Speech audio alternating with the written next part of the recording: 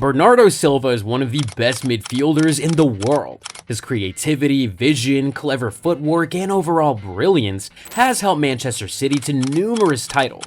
But what if I told you there was a side to Bernardo Silva that you probably didn't know about? At first, his slight build makes you think he's a chill guy who wants no trouble. But make no mistake, this man is as feisty as they come. And when you see tweets like this all the time, it kinda gives you an idea of just how competitive the Portuguese is.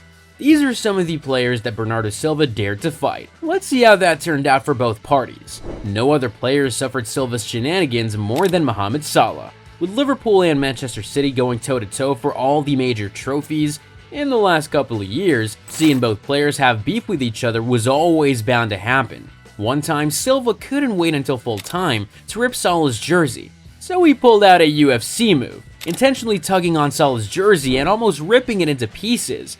Jurgen Klopp complained about the situation from the touchline, but was shown a red card for his protest. We've also seen Silva get in Salah's face a number of times when Liverpool and Man City face off. It almost seems like Silva literally takes it out on Salah whenever City is not doing well against the Reds. Both players have taken their competition to a whole new level, trying to nutmeg each other when the chance presents itself. At this point, it's safe to say that both players are thorns in each other's flesh, but fans are taking sides and Silva is definitely not having it easy with Liverpool fans.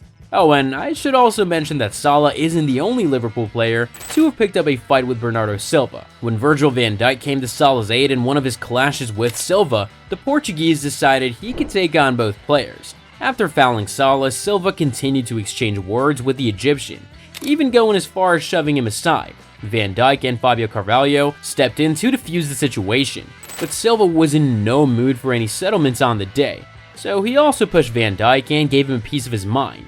Luckily, Haaland stepped up as a peacekeeper. Liverpool ended up winning the match 1-0, but many fans were pissed because Silva wasn't punished for his actions. But what got me howling was seeing a diminutive Silva lock horns with a towering Van Dijk. I didn't think it was possible, but it goes without saying that Bernardo Silva fears no one. It doesn't matter whether a small physique puts him behind the 8 ball or not. You can count on Silva to always bring out the heat, a pointer to just how competitive the man is. However, Bernardo Silva probably lost a few fans after what he did to this next player. Arsenal fans were left demanding answers from the PGMOL after footage showed Silva kicking Trossard when the Gunners trashed City 5-1.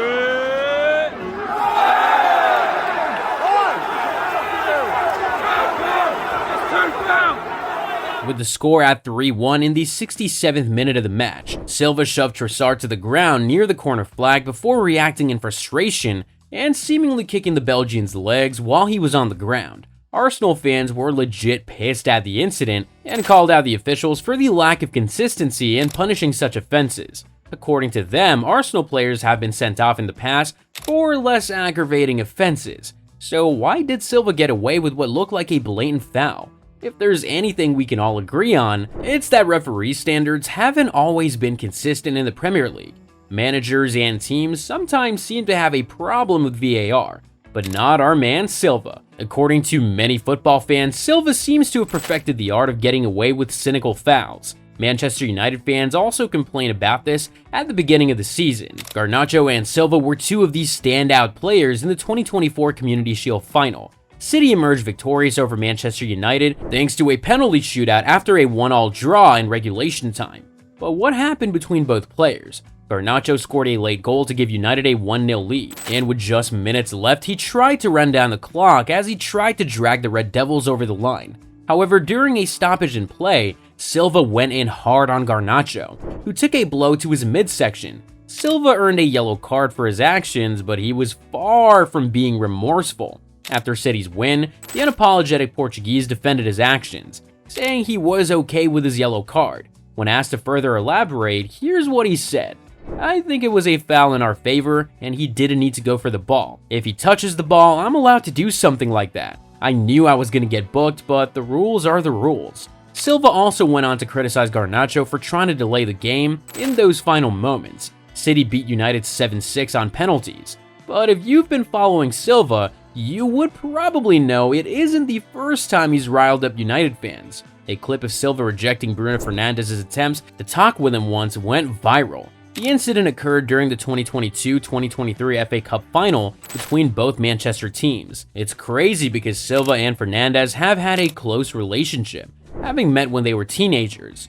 And with both compatriots starring for the Portuguese national team, you wouldn't have imagined that they'd get into a heated encounter.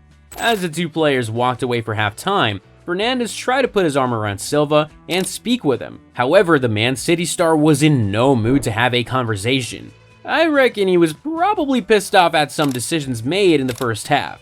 Silva gestured for Bruno to keep his hands to himself before pushing his compatriot away. City won the match 2-1 and Silva got the bragging rights at the end of the day. Of course, it wasn't a full-blown altercation or anything close to that between both Portuguese teammates, but it left fans questioning Silva's spirit of camaraderie. For others, it shouldn't be a problem because even brothers fight sometimes. However, we can't say with all certainty that there was brotherly love when Silva fouled a player who wasn't even on the pitch. When Manchester United and City locked horns in the FA Cup final last season, Bernardo Silva lashed out at Johnny Evans, who wasn't even on the pitch. In the clip, we see Silva running to the touchline to collect a ball that has gone out of play.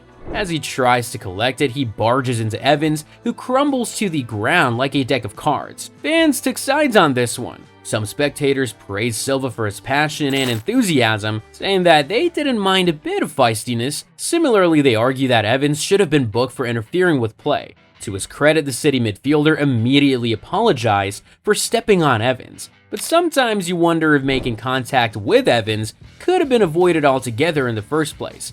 This time, City would end up losing the final to the Red Devils, leaving a bitter ending to an otherwise successful season.